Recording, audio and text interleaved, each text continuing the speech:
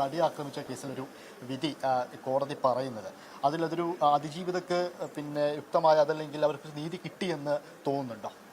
അല്ല, കേസിനെ സംബന്ധിച്ചിടത്തോളം പ്രാഥമികമായിട്ടുള്ള ഒരു ജില്ലാ കോടതിയിലുള്ള ഒരു വിധിയാണ് ഉണ്ടാകുന്നത്. തീർച്ചയായിട്ടും നമുക്ക് ഇപ്പം 12-ാം തീയതിയാണ് അതിൻ്റെ കൂടുതൽ വിവരങ്ങൾ അറിയാൻ കഴിയുക. അപ്പം കേസ് എങ്ങനെയാണ് അന്വേഷണം മാറിയിരിക്കുന്നത്, രണ്ട് വിഭാഗങ്ങളുടെയും ആൾക്കാരുടേതുണ്ടല്ലോ. അപ്പോൾ അത് കോടതി തീരുമാനിക്കട്ടെ എന്നുള്ളതാണ്. ന്യായമായിട്ടുള്ളതും നീതിയായിട്ടുള്ളതും സംഭവിക്കണം. അപ്പോൾ സർക്കാർ തന്നെ ഇപ്പം അപ്പീലിന് വേണ്ടിയിട്ട് അതുമായിട്ട് മുന്നോട്ട് പോകും, അതിജീവിതക്കൊപ്പമാണ് എന്നാണ് പറയുന്നത്. അപ്പോൾ അതിനകത്ത് ചില പ്രശ്നങ്ങൾ ഉണ്ടായിട്ടുണ്ട്, കോടതിക്ക് അത് കൃത്യമായി മനസ്സിലായിട്ടില്ല എന്നാണോ അതുകൊണ്ട് ഉദ്ദേശിക്കുന്നത്?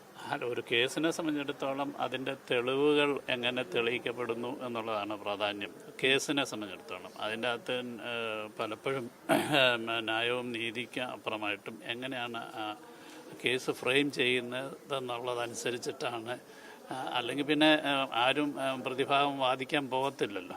അപ്പം അത് കൃത്യമായി കൊണ്ടെത്തിക്കുക എന്നുള്ളത് പ്രോസിക്യൂഷൻ്റെ ചുമതലയാണ്, സർക്കാരിൻ്റെ ചുമതലയാണ്, അന്വേഷണ ഉദ്യോഗസ്ഥന്മാരുടെ ചുമതലയാണ്. അവരാണ് ഏറ്റവും നീതിയുക്തമായ കാര്യങ്ങൾ മനസ്സിലാക്കേണ്ടത്. ഊഹാപോഹങ്ങൾക്കൊന്നും സ്ഥാനമില്ല. യഥാർത്ഥം വെച്ച് കഴിഞ്ഞാൽ പ്രതി ചാർത്തപ്പെട്ടവർ കുറ്റവാളിയാണെന്ന് നമുക്ക് പറയാൻ പറ്റത്തില്ല. അപ്പം അതിൻ്റെ ശരി ആരാണെന്നുള്ളത് മനസ്സിലാക്കുക എന്നുള്ളത് നീതിയുക്തമായിരിക്കണം.